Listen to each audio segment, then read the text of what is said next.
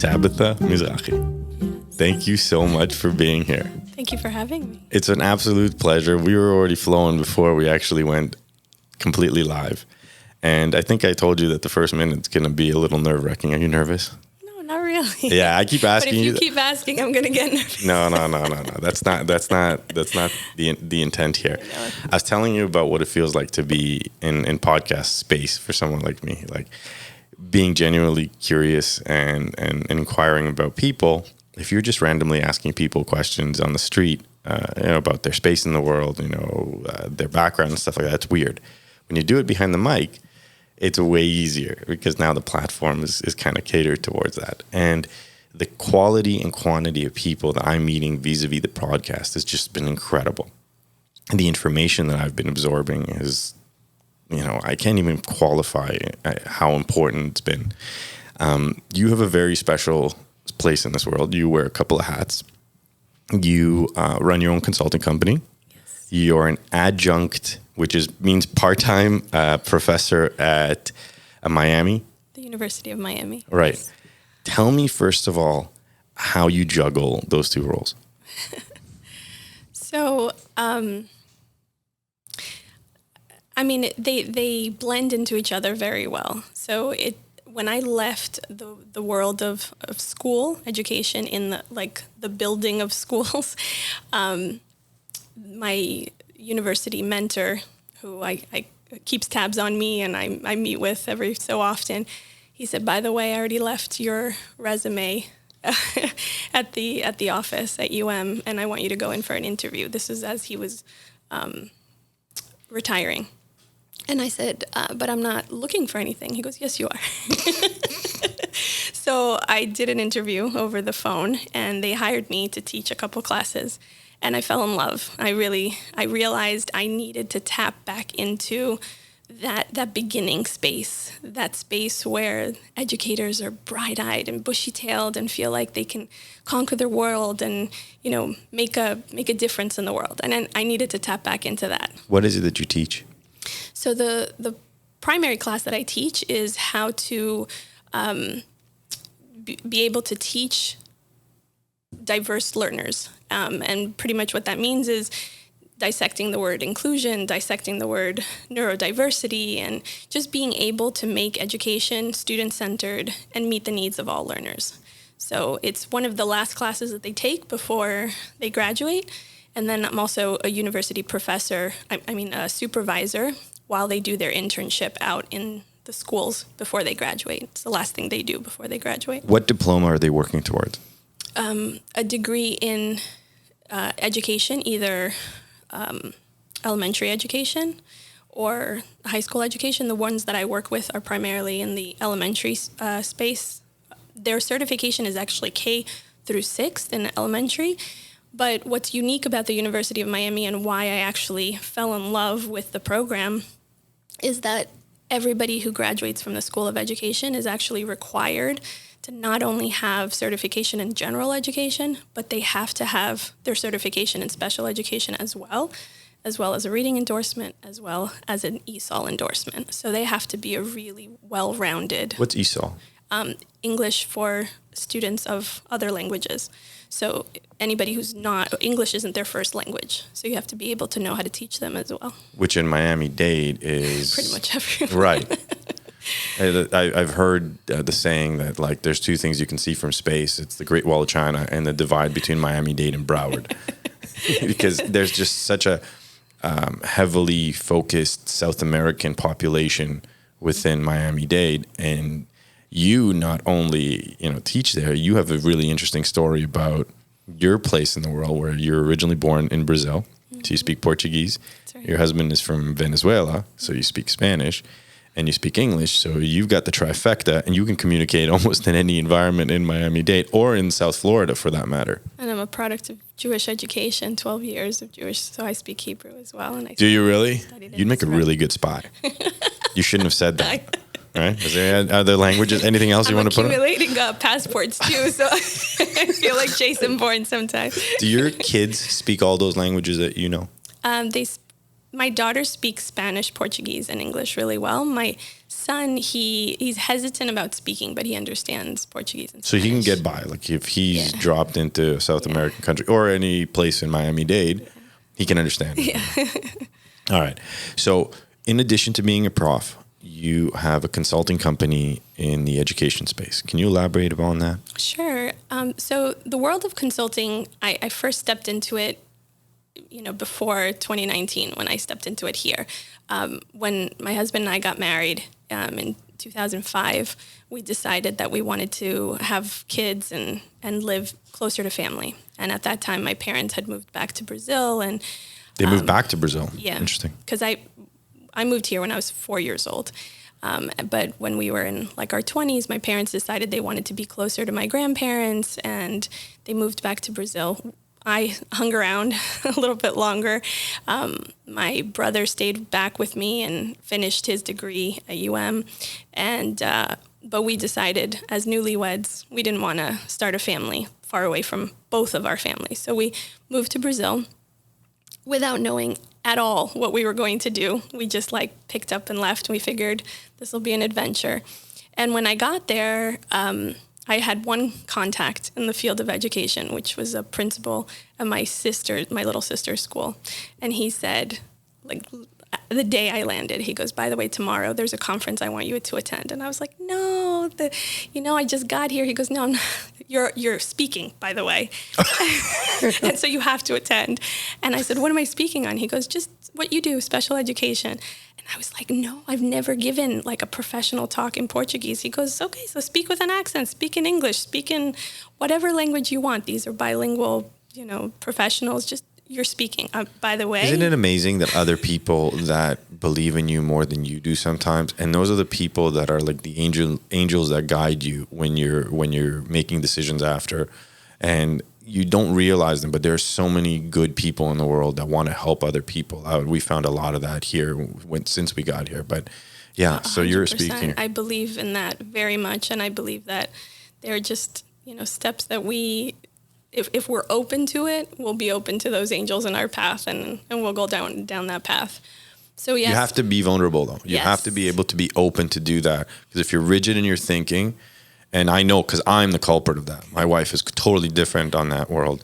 If you're rigid in your thinking, you'll never open yourself up to that. I know people listening are like, "Is this Ronan really speaking?" But it opened. Since we moved, I have been way more open to that. Yeah, I agree. So you land, you're a speaker. What are you talking about?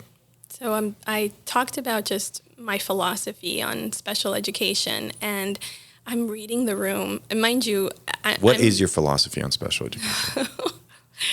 Oh gosh, it's changed so much over the years. At the time, I was preaching, inclusion all the way, and I was reading the room, and I noticed that people were leaning forward, and they were like, "Oh my gosh, she's." Later, I found out that it was because Brazil had just passed many laws about how to service children with special needs, but there weren't enough professionals to actually implement that in their schools. So they were hungry for just tell us what to do. So it was great timing, I think, for me to land there. I think what experience has taught me is that there's what in the abstract is beautiful and wonderful, and then there's what's ideal in the reality that you land in. So when people hire me nowadays as a consultant and they say tell us what we should do about special services, I say there isn't a one size fits all. It depends who your students are. It depends what the culture in your school is. It depends where you are in terms of what your school's philosophy is, how well developed your curriculum is. It depends on where you are and which levers I should help you adjust first. So there is no one size fits all, and there shouldn't be. If we are really a students-centered place of education, there shouldn't be one size fits all. Okay. So when you step into a school as a consultant, seems to me like you gauge the vibe, the temperature of the room. But when it comes to special needs. And special needs is a wide array that within it probably has even wider arrays. I know more on the autism space and the spectrum and different ways of doing that. Are you, excuse me, are you kind of focused on one particular special need, or is it across the board? Yeah. I mean, and I call it special needs because that's the terminology that everybody, recognizes and they understand it. And it's pretty much what they've associated with me over the years.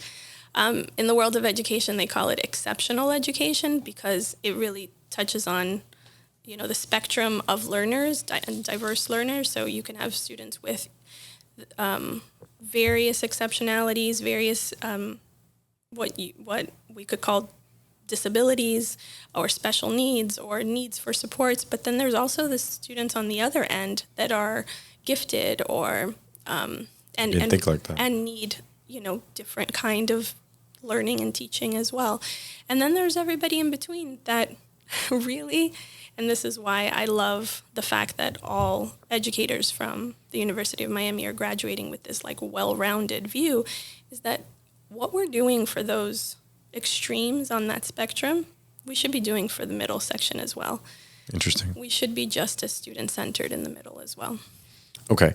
So you are a prof there. You have a message of how you think the education system should be run for students with special needs, but you're not excluding I think it's atypical is the right terminology for kids that don't have special needs, but that's what you're referring to in the middle, correct? Right. So how do you specifically get your message out to a public school board, or do you exclusively deal with the private school boards? So there's, I guess, two different paths that I'm on, right? So as a professor at the University of Miami, I'm not really preaching my philosophy. I happen to be congruent with their philosophy, which is why I'm still there. Right. And their philosophy is that we have to teach and meet the students where they are. So we have to, as educators, understand the needs of all our students, assess, and then through the assessments that we do as we're teaching, we adjust our teaching, right? Teaching and learning, that's why all their classes are called teaching and learning. It's a bidirectional relationship. If you're not learning, I'm not teaching. So I constantly assess and I constantly adjust what I'm doing. So really, we want teachers to stay away from this model of I stand in front of the classroom and I'm teaching to the whole class. I think Nora Anderson defined it as drill and kill, where you just give the info and then let the students answer the questions and then rinse, repeat. And she's really not a proponent of that at all. She's let them play. And is that something that you're kind of is the play a big part of what you are preaching? Oh, 100%. I mean, even when I was associate head of school and I used to have meetings with the teachers, we used to call them play dates, not meetings, because adults need to play too, you know, that's how we learn. So we need to tap back into our inner child to remember what it was all about. There seems to be a big movement towards that, especially as of late in every facet, because the easiest way for us to absorb information is when we're enjoying what it is we're doing, and bringing us back to being kids. When we're playing, we're actually learning, probably doing the overwhelming majority of our learning vis-a-vis play. And you have schools and programs that are now catered almost exclusively towards that.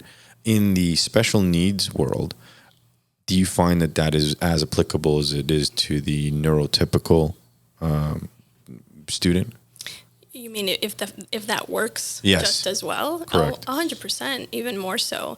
I think that what the world of special education is teaching the world of general education more and more is if we can make this happen in our space, you should really take some notes from us. Wow. And the world of gen ed is starting to listen. I mean, the fact that the world of gen ed is talking about things like social emotional learning and executive functioning skills and small group instruction. And I mean, this is all stuff that special education has been doing for years and years and years. So it's been effective and powerful, and you believe that it should be disseminated through the masses, not just to the special needs community. Absolutely.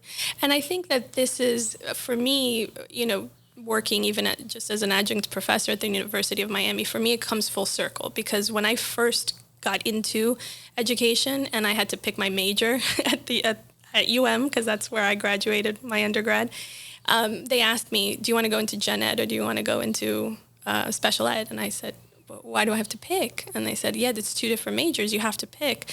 And I said, but I don't want to pick. I want both. And they said, you're not allowed to. You have to pick one. You can't do both. I said, okay, so I'll choose special education, because I feel like if I can teach outside the box, I can certainly teach inside the box. And that's how my journey kind of started. So when I heard that now it's all in one, I feel like, okay, we've come full circle. We're actually having the conversations that, I was incessantly questioning, but why back then? Is that a fairly recent phenomenon that they merge the 2 spaces? No, not that recent, but it's still very much developing. The when you can teach something, but the implementation of it is a whole other thing, right? I mean, there's still, in its implementation, you still walk into a typical classroom, you still see a lot of desks and rows. Sometimes they're in little groups with the teachers still at the front of the room lecturing. There's still a lot of drill and kill stuff happening, a lot of worksheets, not a lot of project-based stuff, not a lot of student-centered stuff. So in its implementation, we're still far away from where it should be, but we're at least having the conversations, and that makes me very excited. What would an ideal classroom look like for you? It wouldn't look like a classroom. Let's start there. Okay. Right, so the idea of just like desks and chairs. Why do we need desks and chairs? Like, how about, have you ever visited the Google offices? Or I haven't visited. I've seen them, and I can see what you're saying. Right. So open space, variety of different things, places to move your body, meditate, sleep. Because we all need different things, right? So I think that what the world of education is trying to do is they get this, the science that's out there, and then they say like, oh, okay, students need to move around more, or they need to stand up more. So let's make desks that are higher.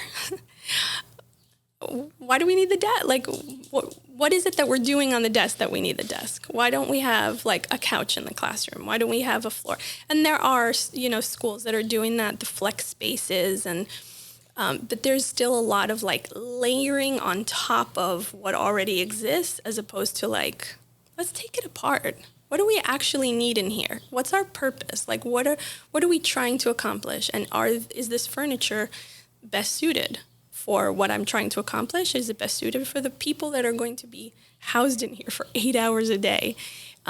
This fluorescent lighting, is it really the lighting that I want for 8 hours a day? Am I comfortable under this lighting? How much time do I want to spend outside? Like these questions, like let's really dig into these questions. And those are the questions I'd sit in, and I wouldn't answer them with a blanket statement. I would say, who are the students? What do they need to be able to answer those questions? So that's the environment. What about the curriculum? Where do you see the changes, or what would you what would be the ideal curriculum for you? And I know that's again a very vague statement, because you have to speak to, population and grade, but how would you explain that? Are you asking what is, or what I would ideally want? What you ideally want. So I believe in standards, and I do believe in, there are things that have been tested, tried and true, and I think that there should be ways for us to hold ourselves accountable. That being said, I feel like we really need to understand developmentally where each grade is, where students at that age are, and what's most important developmentally at that age. And the curriculum should match that.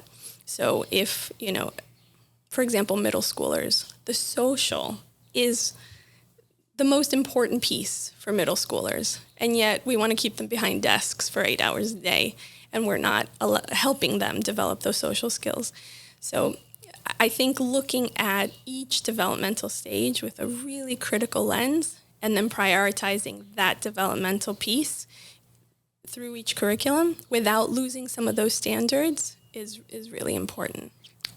It's really ironic that you just said that. Last night, my nephew's, he's here training for hockey, so he's living with us, and my wife were having a conversation about, he's 20 years old, so in the next 10 years, he'll probably have a family and stuff like that.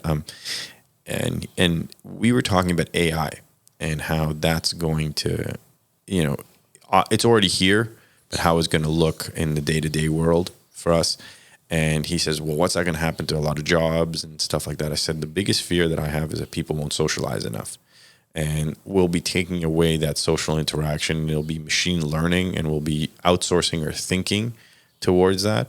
And then we're, in turn, going to stop communicating with one another, which is, if COVID has taught us, especially anything, how much we are social beings and social creatures, and we crave and yearn that community and space within other people.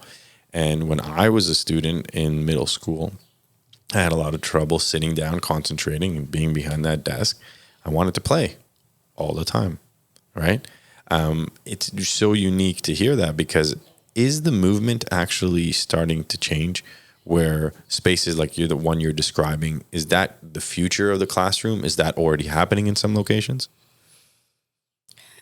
Not enough that, but I hope it will. I mean, I feel like that's kind of I feel like my place. I want to scream it from the rooftops, and I feel like... Are you? I'm trying to. I feel like if I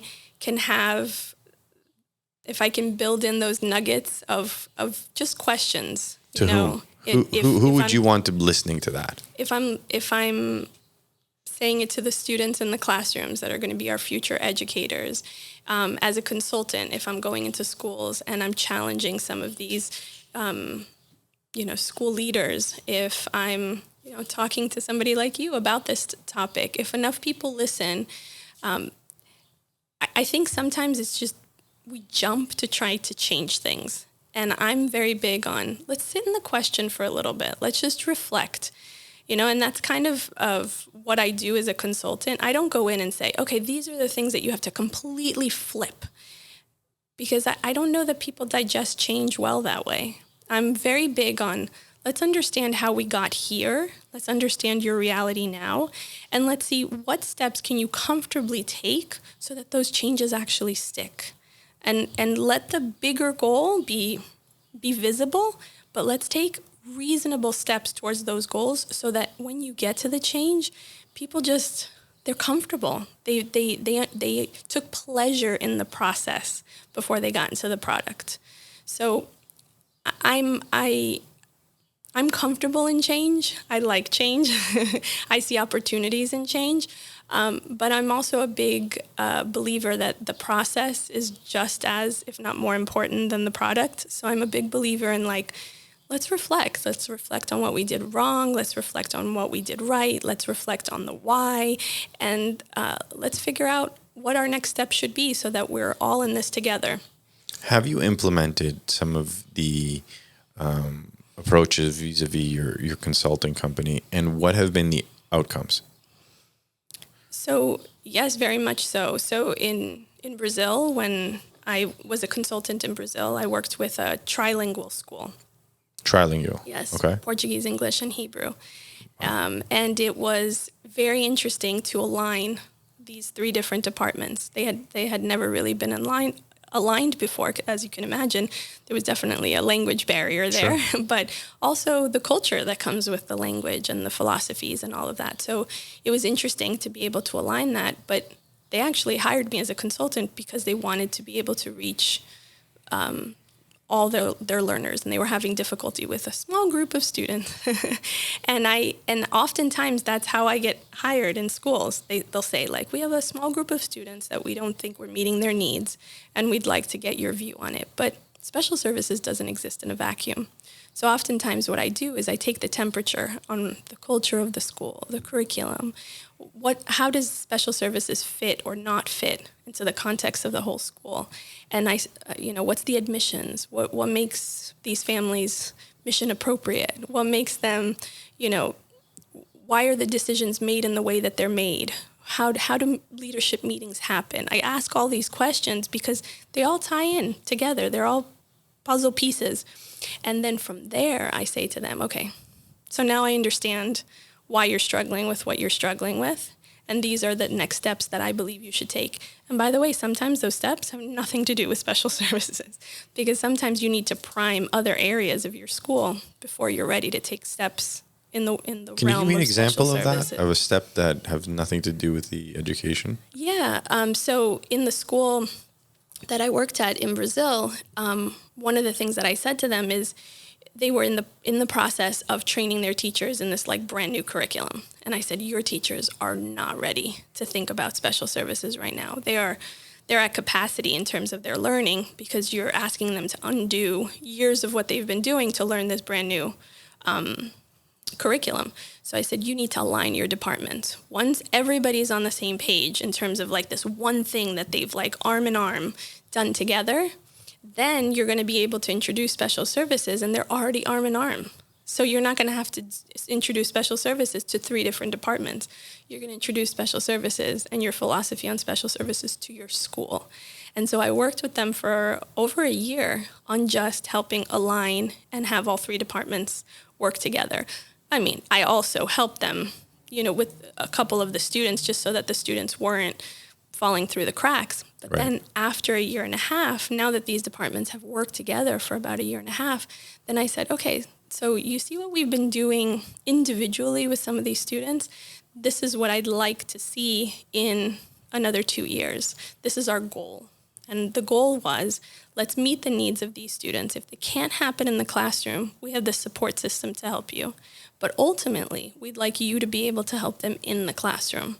So it wasn't like, tomorrow, this is what you need to do, because that creates overwhelm. It's, I'm creating a support system for you while you can't do it. But ultimately, we want you to take on that role and that responsibility. And so they were like engaged in the challenge, but they had the supports. And today, and until today, they still have their, what they call their learning lab. They still have Is that something you implemented? Yeah. Okay. And they still have a relationship with the local university that feeds them interns, which later they end up hiring. So, it's a system that continues to work for them. So you created the ecosystem, not just the framework within the institution. Like, you created an ecosystem of like-minded people that feed right into it. That's absolutely brilliant. If you just build the thing, right, that thing can be broken. And if Right. it relies on just people, if you just say like, oh, you have a problem, let me put this person in there and they'll solve the problem for you. Nobody takes ownership of that. But if you create a system where everybody's involved in it and everybody's part of that and becomes theirs, like it becomes part of the identity and the culture of the school, that can't be broken, right? It's a system that no matter who comes in and who comes out, it's embedded into the culture and the identity of the school. Right, which is what you were saying. You can't just do X and then fix it and then you're out. You gave a long enough time horizon that you can see how this will continuously evolve and continuously feed on itself, which is really, I didn't even think about that. That's really, really brilliant. Are you implementing these strategies in South Florida? So in South Florida, currently not, interestingly enough. Why? I just haven't gotten the requests for that. I'm in South Florida. My clients are mainly families that are looking for the just right school for them. Something is not right with their school. Maybe their child is recently diagnosed, or maybe they have been diagnosed, but it's not quite the right fit with their school. So it's about helping that family on their journey to finding the right school that meets their needs. Are you also working with kids and people with behavioral issues? Not particularly. I have. I'm always meeting wonderful professionals that's their area of expertise. So whether it's ABA or something similar, cognitive behavior therapy, or the like. So I'm always trying to network and find professionals who do that. I've got just a person for it. Have you found that there is, because I just listened to an incredible podcast where Joe Rogan had Robert Kennedy Jr. on, and there has been this debate about the cause of autism. It was specifically on autism, and people have made cases in either direction. I have no weight or an understanding of where it may or may not come from. But have you found that there is more autism diagnoses over the past couple of years? And how is the public school system dealing with it? I don't know if you can speak to that. So it's not just me finding it. I mean, the science is out there, right?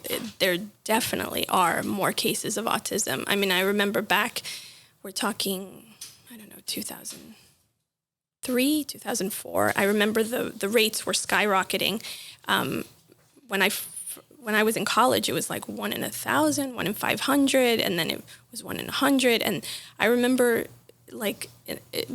being right out of grad school at that time and thinking like, the rates are still going up. Like these rates are still changing, and now they're still changing. So, and in Florida, I remember that it was like one of the highest rates. Like we're one of the states that have like the highest rates for whatever reason. What I find interesting about the conversation and what make my ears perk up, and I actually saw that podcast that you're referring to, and I've heard Robert Kennedy speak many times about this, is I'm a questioner by nature. I love asking questions. Maybe that's a product of Jewish education. Maybe it's just, something innate in me. I like to ask questions. I'd rather sit with a difficult question than have a mediocre answer. And when people tell me you shouldn't be asking that question, or that's not the question we should be asking, bombs away. Yeah, it's like, but why, right? Yeah. Like, wait, but why? Why can't I ask that question? And I feel like the autism question related to vaccines and all of that, I mean, and we can have a whole COVID conversation about this also. I'm hesitant sometimes with the COVID thing because I think it's been belabored, but I don't think we'll ever be able to have a conversation in going into the future without having that as some sort of impact. Yeah. I mean, I won't say one way or the other. I don't think that that's my area of specialty, but I think that there is something to be said about us not asking those questions. Correlation obviously does not equal causation, but why aren't we looking into it? Why aren't we asking those questions? And when people say, but this is what happened and then this happened right afterwards, why don't we dig further into that? So that's where I get stuck a little bit when I hear like, no, we're not going to look into that. The data's going in that direction. Coming from Canada, and people do not understand the amount of censorship that has occurred and is occurring on every level. And it's not just vaccines. And for some reason, when we talk vaccines now, we're talking COVID vaccines, but we're talking vaccines across the board. Anyone who questions the norms is like, burned at the stake for some reason.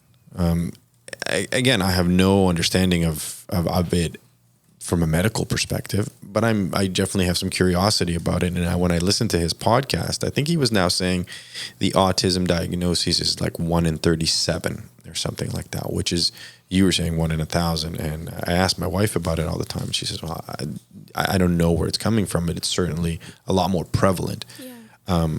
What I also looking at the podcast has become a resource for people that are moving, was originally from Canada to South Florida. Now it's become a resource for people moving into South Florida. But I think you can transplant a lot of the information that we're learning here vis-a-vis different states and different countries. What's happening is happening in Canada. The difference between here and Canada is you can acquire insurance here that will help you in the support that your child or adult would need in every single facet, whether it's ABA therapy. And my wife always tells me, don't talk about just ABA, it's play-based ABA, and that's the direction that her company works in. And then the SLPs and OTs and everything, the team. In Canada, you don't have funding for it because of universal healthcare. And it's become, sadly, a wealthy person's treatment. There's very little funding that's offered, and what is offered is not nearly enough. Here, you are able to get the insurance for it, and I think that might have to do with some of the diagnoses, because people now can get an assessment and then get funding for it vis-a-vis insurance companies. Whether that holds true or not, but I know that there's a lot more options here in the autism space than there were for Canadians. There is for Canadians. Let me clarify that, which I find baffling under when you're in universal healthcare, right? That they pick and choose what needs treatment and what doesn't need treatment, and early intervention is so key in this world. It's fascinating that it's actually it's a fight that I don't know how it needs to be fought on the Canadian front. Here you have a lot of support and you have a lot of people that want to make change. But what are your thoughts into like ABA as it was traditionally done versus now? Well, there are still many very traditional ABA practitioners. I think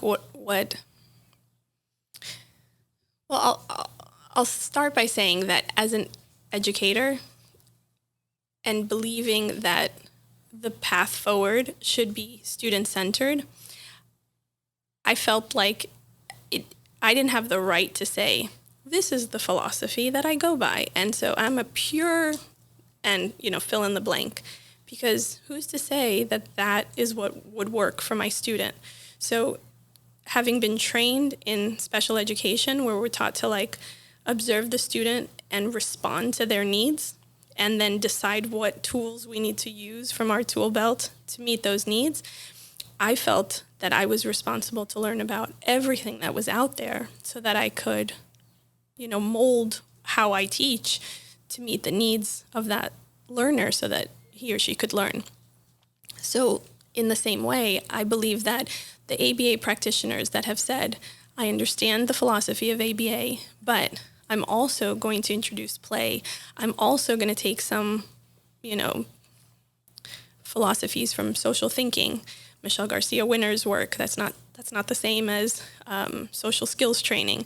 That's not the same as, floor time. That's not the same. It's a practitioner who is exposed to all these different things will be able to respond to the needs of that child with a lot more tools in their tool belt. So I don't know if that answers your question. No, it doesn't answer the question, but what it does is paint a picture to how to answer the question, meaning you're not just taking one approach and you're not just taking one methodology. You're first of all looking at what the needs of the child is, and then you said you meet the child where they are at. So you look at what is the support that they need, and then you look at your toolbox of all of the other methodologies and see how can we apply this best to do that, right? And there's space in the world for every single way of doing things as long as the outcome is favorable, as opposed to just being rigid and saying apply this and just do that. And I'm by no means an expert in that at all. Like, this is way out of my scope. I just hear it and see it vis-a-vis my wife, but I'm a very curious person. The podcast is evidence of that. And I get to learn from people that are in that world and see the evolution. And that's what I keep hearing a lot more. Play-based has now become synonymous with the support that's offered to kids, and seems to be very, very effective at early intervention stages, because you are not doing that in a way that is trying to fix the child. You're trying to support the child. My wife keeps saying that nobody needs to be fixed. Nobody needs to be fixed. Right. And the philosophy of as a parent, I wish my children came with a manual on how to be a parent. They do. You just have to listen. You just have to observe. Kids tell you exactly what they need, but you need to be vulnerable and you need to be able to question and you need to be able to sit and reflect and observe. Did that land right, what I just did? Because they are their own manual. So I think that this concept of play-based, going back to play, what it really is saying, if you read between the lines, is kids have been telling us all along what it is that they need. What do children naturally do? They play. And they learn through play. And maybe we can take a page from their playbook and learn to play as well. As a professional in the school, when I was in the school system, when I felt like I was lacking a little bit of inspiration and I felt overwhelmed, the first thing I would do is go hang out in the preschool. Just sit with kids for a little while. They are so honest. They are so vulnerable. They say what's on their mind. They're creative. They know how to collaborate. And we sort of yank that out of them through the school system a little bit. And then when we're older, we're like, how do we tap back into our inner child? How do we not rid them of that? Like, that should be the question as educators we should be asking. How do we not take away the essence, the beautiful essence of what it is to be a child in our school system? Because I think that's just as applicable for adults. The move for us as a family has exposed that, pretty openly. You come in with the expectation and the version of what you were before you moved, and you realize nobody knows that version, nobody cares about that version, and you get a chance to fix that version. And the only way you're going to, and I want to say by fix it, is that you don't want to repeat the same mistakes. There's benefits to be learned. But when you become vulnerable and open to new relationships, new people, new environments, you really make yourself vulnerable. You can really meet some really fascinating people. Now, adults, we don't play, right? Although we should. Yes. And we do it in different ways vis-a-vis community and athletics and whatever our hobbies and interests are. And then you talk about kids. I found that, and I am definitely a culprit of this, is that instead of listening to them sometimes and asking the questions, and you made me feel a little bit bad about myself, but in the best way possible, I'm talking at them and telling them, here's the rules, here's what I want you to do, here's how I want you to do it.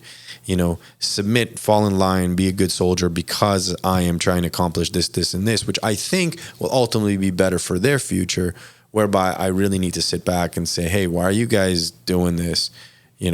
Get down on the floor and probably play with them, and they'll give me the answer. So in every single one of the podcasts, quite often I walk away with like tidbits of information that I'm like, okay, I'm going to steal this for myself, right? And that, I think, is a very powerful one, because all of us know that there is this need to just play. Adults with children, your own children, but we forget to actually do it. Yeah. Sometimes we're afraid of being vulnerable ourselves. So, we just kind of like, we're adults, we're prepping you for a life as an adult, but really the adults that probably are best acclimated are the ones that know how to like just chill out a little bit. Yeah.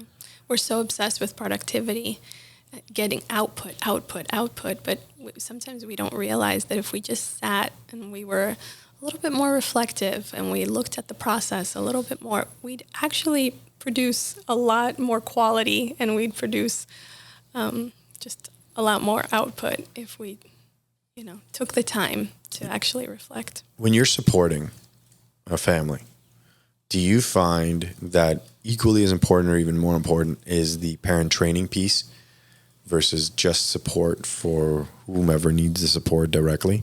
Yes, and I also step into this concept of training parents in the same way that I approach education. The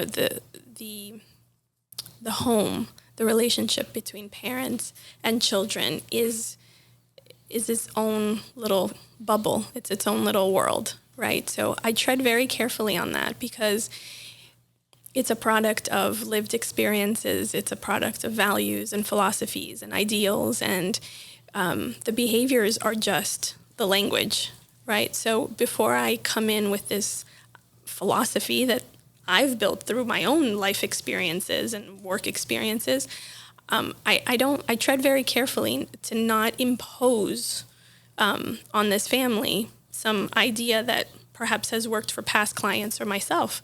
So I really try to apply the same philosophy that I do on students to families that I work with. What's happening here? What are their ideals? What's the culture in this family? How do they communicate? How do they interact? What are the traumas they've been through? Families with children with special needs have often gone through a lot of trauma, have learned to be advocates when they didn't necessarily know what that meant. So a lot of these families have had stressors that we don't even think about. So I tread carefully. So are you saying that there's more families you support that have suffered some sort of trauma? And then is there a correlation, do you think, between, needing your services and support and families that have had trauma, or is it trauma because of, what they're dealing with? No, I'm associating what the journey is of understanding what their child's diagnosis is, and then learning how to fit back into this world of education. It can be very traumatizing for a family. It's very hard sometimes. Okay, I didn't think about it like that.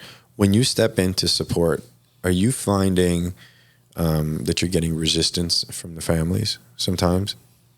There's always that initial resistance, but that's because their gloves are on, right? Sometimes they have had to fight for their children so often. They've had to walk into rooms where they've had to make room for their child so often that the gloves are still on. Can you explain that? Yeah, when your child doesn't fit the mold, when your child is the square peg, and you're fighting for your child to either stay in that school or be accepted into that school, or you're fighting for services. I mean, there's a whole field called educational advocacy where there's a whole field of attorneys that fight for the documentation in the public school system for children to get the rights that they deserve. Yes, in the United States, we have what's called FAPE, which is free and appropriate public education. We have laws like IDEA. Those are laws. The implementation of it is a whole different world. That's why there are fields like attorneys and advocates, because sometimes the schools are not doing what they're supposed to be doing. So parents end up having to fight for this stuff. So a lot of times when I meet families and I'm helping them in my role as a consultant to build this team around them to pull all the pieces together, sometimes to connect what the psychologist has just said their child's diagnosis is with what that means in the field of education in terms of implementation. Those are two different language. The psychologist speaks one language, the world of education speaks a different language. Sometimes the two don't mesh. So even the parent sometimes has to play that role of allowing those two worlds to speak and interpreting that in layman's terms. It's a journey. It's such a journey. Once you break down the resistance, you probably form some pretty special bonds with the families. Do you get emotionally invested Every single time? The reason I ask that is because people like yourself are like, I don't know, explain it, like they're angels that roam the earth, because you're here to support and help people who need the help the most and in the most vulnerable situation within their family dynamic. And then you have to come home and be a mother, a wife, a person. And I do not know how you guys walk around all day without carrying all that drama and trauma on a day-to-day. Really, I don't. Like, I see what my wife does, and I've seen it in action, and I'm like, okay, I get it. I totally get it. I don't know how you do it, but I get it. How do you separate the two worlds? Well, I mean, thank you for that. But the truth is, I see it as I get to be an advocate for these angels roaming the world. I mean, the children are what fuels me. I mean, just to be able to meet these incredible human beings, these parents that are fighting for their children's place in the world, trying to understand them, trying to do right by them. It's such a beautiful journey. It's hard. It's complicated, but I mean, it reminds me of that poem. Like I always play in my head, by Robert Frost, I took the road less traveled by, and that has made all the difference. I don't think you can interview a single parent of a child with some kind of diagnosis, some kind of, my child doesn't fit the box because, and fill in the blank, that would say, if I could have it any other way, I wouldn't change a thing, because it changes us for the better. I mean, there was a doctor who, I have two siblings with special needs. And when my sister was born and was diagnosed with Down syndrome, we had a doctor who said to us, just wait. You're starting a journey. You're going to learn about facets of your heart that you didn't even know existed. And I still hear that voice in my head because it's so true. Every family that I meet, every child that I meet, it fuels me because it's true. It's like, wow, another facet. Didn't know it was there. So you have two siblings with special needs. Were you an important part of their growing up and their support? In very different ways, because my brother is only 3 years younger than me. So, growing up so close in age, it's a different kind of journey. But my sister is 15 years younger than me. So that was a very different experience. Is that what drove you to be in the world you are today? It actually didn't develop quite in that way. I don't know how much time we have for me to tell you the whole story, but originally I wanted to be a ballerina. I mean, that was like my journey. I wanted to be a ballerina, and I was set since I was 3 years old. I used to say I wanted to be a ballerina. I lived and breathed ballet. And when I was 12, I found out that I had horrible scoliosis, and I had to have spine surgery. And my spine was going to be fused with, and there were going to be metal rods in my back. And that was supposed to kill my dreams of being a ballerina. But I'm very stubborn. And I was like, no, I'm going to still be a ballerina. So I went back to ballet. About a year and a half, almost 2 years after that, I found out that I was having an allergic reaction to the metal rods in my back. And they said, we have to take them out. So we had to have the whole surgery all over again. They literally open you from top to bottom. And but we took the metal rods out. And I said, okay, well, metal rods are out now. I'm going to go back to being a ballerina. And then I found out, and I was living with a lot of pain, and the doctors kept saying, like, it's all in your head, it's all in your head. Nothing's wrong, nothing's wrong. And I kept saying to my parents, like, there's something wrong, like, this pain is not normal.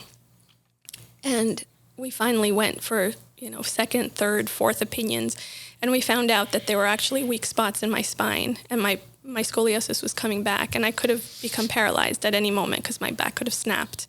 And so I had to have a third surgery. Wow. I mean, needless to say, my dreams of becoming a ballerina were done at that point. I think I got the point. And around that time is when I had to kind of decide, well, what are you going to study? Everybody kept asking, what are you going to study? And I said to my mom at the time, I don't know what to do. And she said, just look around. Look at your life. Like, look at what you already do. You've helped your siblings. You've pretty much tutored your siblings since you were little. You play with other kids. Like, you babysit. You're always working in camps. Like, you love being around children. And I said, you know what? Education sounds really interesting. So that's when I kind of chose that I wanted to go into either education or psychology. I ended up graduating both areas because I didn't want to choose. So I have 2 degrees. And then right around this exact same time that I was making this decision, we adopted my little sister. And when she came home, we found out that she was diagnosed with Down syndrome. So it ended up kind of existing parallel to each other. And I joke around, she was like my guinea pig for every project I ever studied, but she's much more than that. She's an angel in our lives that has taught us so much about life. But it's given me so much insight into just what it means to go through this process, what it means to build a network of support, what it means to be a square peg, and living outside of this box that everybody describes. I've always lived outside the box, so I kind of set up camp outside the box. I love living outside the box. We had a guest on here. His name is Mark Gottlieb. He has a special needs daughter, special needs sister, and there's a commonality between people that have lived in that world, as opposed to just work in that space. And your thought process goes 4 steps ahead of somebody who's just purely a practitioner. Not to say that there aren't incredible practitioners, and everything that you talk about has empathy in it, because you can understand it in a different scale and a different scope, and apply that, because now you understand what the family's going through. You understand probably better what the individual is going through that you're supporting. And yeah, you're not going to become a ballerina, although you made multiple attempts. But you found your place in the world that has your particular calling, and you're trying to send the message out vis-a-vis being a prof and your consulting space. And although I'm very fortunate in my life that I do not have any kids or people around me that require special needs, I'm around it a lot, specifically through my wife's space, and I see how you guys like navigate through this world that most of us could never live in because we just don't understand it. So I thank you. I thank you for your time. How can people get a hold of you if they do require some support and services? Well, my website is Thabatta SM. My name is spelled creatively. It's Thabatta, so sm.com. So there's everything you need kind of to know about me and what I offer is on my website, whether you're a school, an organization, a family, even I work with collaborative divorce lawyers as an advocate for children and families with special needs during the divorce process, because there's also a high cases of divorce in families with special needs. Is that right? So if that's the need, so go to my website, or my phone number is 305-744-6877. You can just call me. What I'll do is also have that information in the write-up for this podcast. And if anyone ever wants to reach out and meet you, have a consult with you, I can tell you unequivocally that you will have the best conversation with a real authentic person. Thank you. And I'm forever grateful that you were here. Thank you so much. Thank you. Thank you for your questions. Thank you for your curiosity. Anytime. Talk to you later.